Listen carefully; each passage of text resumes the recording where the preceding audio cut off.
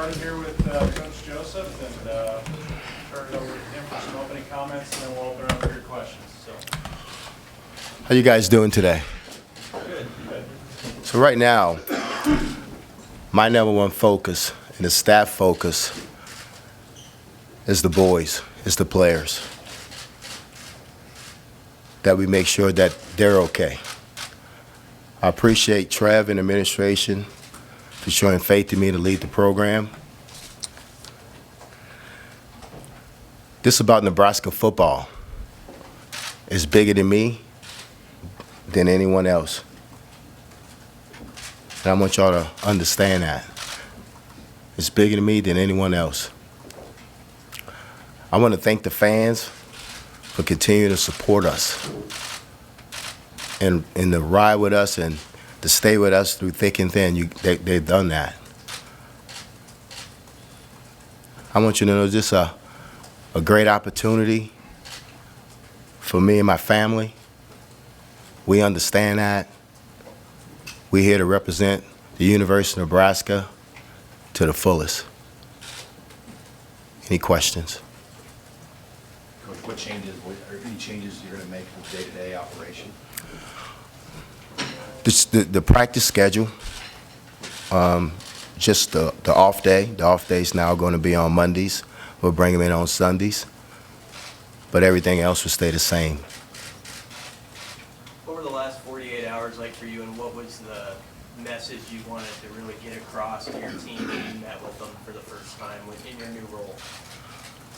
It's a little weird, you know. Didn't wake up Sunday morning knowing this was going to happen. But it did. Had to accept it. And my message to the team was, I know you're hurting. Frost is like a brother to me. He gave me the opportunity to come here and coach at my alma mater, coach at the University of Nebraska. I would always love him and always appreciate him. I would always respect him. The kids would always love him. But I know they were hurting. But at the end of the day, that ball's going to kick off on Saturday. So mentally, we had to get them back and get them ready. Coach, first African-American head coach at your alma mater. Explain what that means. Like I said, it's about Nebraska football. It's bigger than me. I haven't really thought about that because I've been a football coach. I've been a black football coach all my life, but I haven't thought about that. I'm more concerned about the boys and getting the boys ready to play on Saturday. It's bigger than me. This can create the idea of a fresh start, a spark. How do you bring that to a team in a short week, not a full off season? This is starting from scratch. Just like you said, we tell them we start from scratch. We move everything to the past, and we start from here. We have 9 more opportunities, and we're capable of winning games. And that's when they understand the first opportunity is this weekend against OU. A really good opponent, really good football team. In what ways do you address the issues on defense in your new role? Well, I met with Coach Shins, and we're going to play faster. We're going to tackle in practice.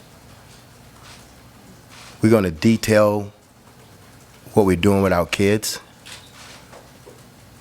We're going to make our kids hold themselves accountable, and we try to fix the problems. Trev said the other day that you are the guy who's going to give this team hope. How will you do that? Confidence, and let them know that I believe in them. Block out the noise what everybody's saying, and come to the building every day, prepared to win at practice, and knowing that you're capable of getting the job done, and don't doubt yourself. And that's what I'm feeding them. I'm feeding them confidence. How does your role as a recruiter for so long help you with that? I think everything has to do with relationships. And I have a pretty good relationships with a pretty good percentage of the team. And I think they understand that. I think you said that the players are hurting. How have you seen them handle the last 48 hours? Like champs. The guy that recruited them sat in their living room is no longer there. I'm sure we all been in that situation before, so understand how you would feel. But they understand that they play for University of Nebraska, and it's time to move on, and it's time to get ready for OU on Saturday. They understand it, but they handle it like champs. They bounce back today. Mickey, will you still run the wide receiver room as the head coach, or will someone else kind of handle that for you now? Cass is going to handle that, the day-to-day operations, but I'll still be involved with it. Does he become now a full-time assistant? Yes, sir. Mickey, what would you say, in your mind, what was the number one issue for this team the last 3 weeks, and how do you fix that going forward? The number one issue the last 3 weeks, we haven't played well in 3 phases of the game. So now we got to get better on offense, defense, and special teams. That's how you win games, and that's what we have to do. You can't just put it on offense. You can't just put it on the defense. You can't just put it on the special teams. Everybody has to pull on the same side of the rope, and that's what we're gonna continue to talk to the team about and get them to do. Mickey, I mean, you've been an offensive-minded coach for most of your time recently, so going back to on defense, how does that kind of play into getting the defense back to where they kind of need to be, where you'd like them to be? Well, when you're an offensive coach, you better understand defense where they should be.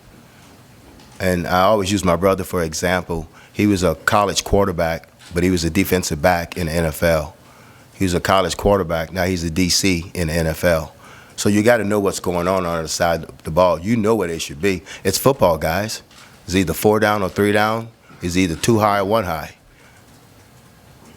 I know your family is a tight inner circle just with coaching too. Did you talk to Vance and Terry, some of those guys after you took this job, and what was that feedback like, I guess?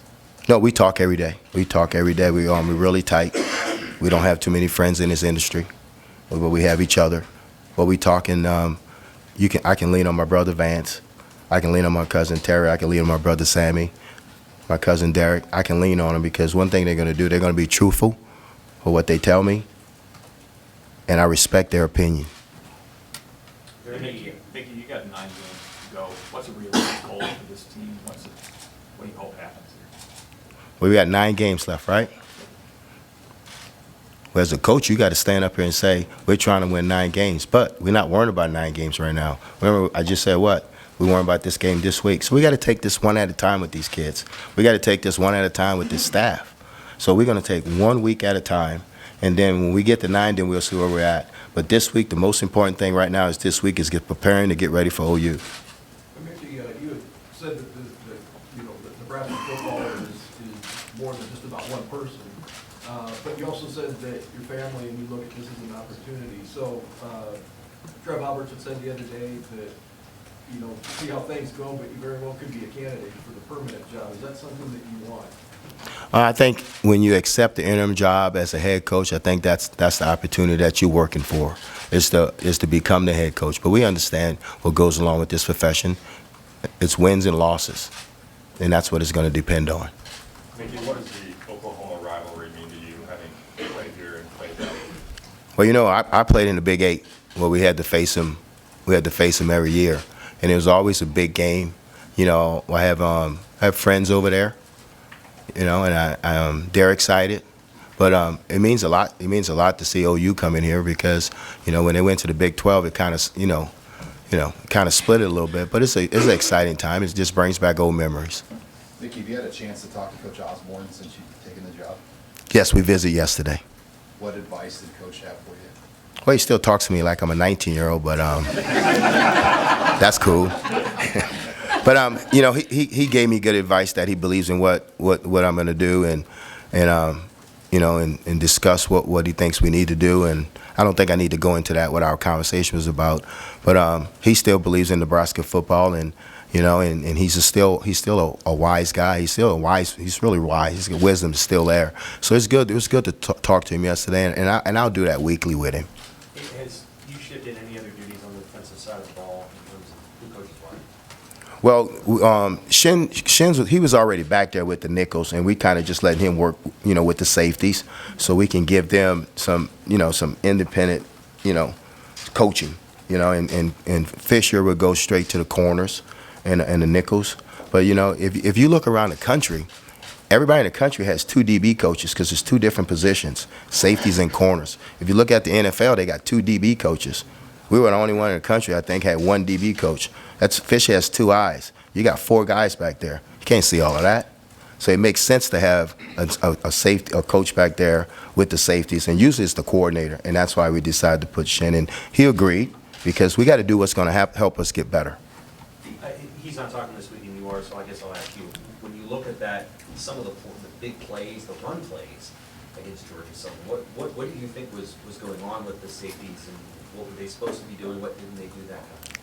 Well, I think, you know, anytime they have long runs, you know, it's gap integrity. You got to be in your gap, and you know, we got to fix that. They watch the film and we see what's going on, and you know, it's gap. I mean, you guys know that. I mean, you know, you just don't bust a big run with somebody there in the gap. If somebody's not in the gap, they're going to give a big run. And there's things we got to fix, and that's what we're working on. You had one of your players talk to the media on Sunday, and is new. Has been here, I think, maybe 5 months. You've been here 9. He said there's a losing culture here, and that team players here just don't know how to win. How do you feel about, A, that comment, and B, maybe how you can fix that in a short amount of time? Well, I mean, we haven't been winning here, okay? But I wouldn't say it's a losing culture, because a losing culture is kids that don't come to work, you know? Now, these kids don't play in a lot of tight games.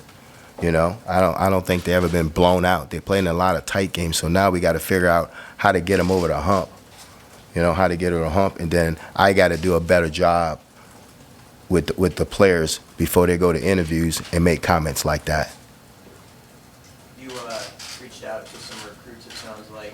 Just how important was that to get on the same page with them? And were you happy with, you know, the feedback you got from that? Yes, because at the end of the day, they don't sign with a coach, they sign with the university. And you had to make that clear, you know, to them that they signed with the university. But, you know, all the committed kids, they were in good shape. They were in good shape. Now, you got to understand, these kids are 2022 now. They bounce back, you know. It's you know, so they're going to be okay. With the 6th-ranked team coming in this week, on 6th-ranked team in the country, I mean, how big of an opportunity is that for you in your first game, and also for the team to kind of put this back where you guys want? Well, it's an opportunity that I think our kids, you know, they're welcome, you know, and we're going to prepare for OU and get a game plan together, you know, to try to beat them. But we understand that we respect everything they do. Venables is a really good coach. I went against him when he was at Clemson. He's a really good defensive coordinator. Now he's a head coach. So I know, you know, some of the things that they was doing on defense, they're going to do when they're at Clemson. So we understand that. But it's a big opportunity for the players, and I think they're excited. What's jumped out about OU in their first 2 wins? When you look at them on film, just the first 2 wins. They're a solid football team. They play really good defense. They're solid in special teams, and they're really good on offense. Would you like to see anything change in the way that they tackle, they practice tackling? Well, I thought they tackled good today. You know, I think that when they have the opportunity to do it, you know, I think they do it well. We just got, it's something that, it's muscle memory, something that you got to do a lot to get it done. Tackling's not easy. You know, I think what happens when I talk to my brother, he says what happens when he gets college defensive backs, you know, 1, they don't process real well because they play nothing but man, and 2, they don't tackle real well. So when we say we have to address the tackling issue, you can't attack it. You can't attack the tackling issue without tackling, and that's what we did. More for Coach. Nick, do you expect Nick or Travis to be back? They both are day-to-day. Both are good. Mickey, how are you guiding Casey Thompson through this whole process? Well, I mean, Casey's a really smart kid. You know, comes from a really good family. So Casey understands situations like this. But Coach Whipple's going to continue to guide Casey and Casey, I've been knowing Casey since he's been a kid. So Casey understands that I'm still going to be the same old coach for him, you know, and get on him when I need to get on him and hug him when I need to hug him. But as far as, you know, guiding him, he understands. He falls in, and he's a really good leader. But like I said, he's a really intelligent kid. A lot of questions have been about the defense, obviously, but how do you feel the offensive staff has gelled and where that's at right now? I think they're in a good place. I think they're in a good place. I think they understand that their job is to score points, and their job is to score one more point than their opponents. And I think they understand that. But they're in a good place right now. Were some moments maybe in your career path, Mickey, that you can point to that say these moments prepared you for now, for this opportunity? Well, I think if you look at my resume, I've been on every level. NAIA, D2, FCS, HBCU, you know, Group of 5, Power 5. So I got an opportunity to be under a lot of head coaches, a lot of real good head coaches. So it prepare you for this moment, and that when you do get this opportunity, that it's not too big for you. But at the end of the day, I have to be myself, and that's who I am. You know, I am, and this is who I am. And I'm going to be the same person I was, and I depend on relationships with the kids, and it depends on, and I tell them that I'm going to be truthful with them. And that's how I survived in this profession. How does your Louisiana upbringing help factor into that? But when you're from New Orleans and you live down there, shake everything off and you move on, press on. And Mickey, sometimes people say that the football team takes the personality of their head coach. What parts of your personality do you hope rub off on this team? Granted, this week might be tough, but at the end of the day, at the end of the season, what do you hope Nebraska takes from the Well, that I'm going to be detailed, I'm going to be high energy, and I expect them to leave it out all on the field. And I thought today at practice they did that. Can you take us back to when you were playing against Oklahoma specifically, the feeling in the locker room, the tradition, the whole thing? A little different back then, but just for those who sort of want to reminisce pregame here. Well, you knew when the Oklahoma week was. You knew, the fans let you know, the coaches will let you know, the students will let you know. So you knew it was a big game, and you knew that, you know, that they were going to come in, they was going to be just as talented as you, because at that time, you know, it was OU, Nebraska, and Colorado. You know, that was the 3 top dogs. So you knew when OU game, and you was excited because you got to play a really good football team. And you knew this was your opportunity to come out and show the world that you was a really good football team. And I think this opportunity this weekend, that's what our kids are looking forward to. Thank you, Coach. Thank you, guys.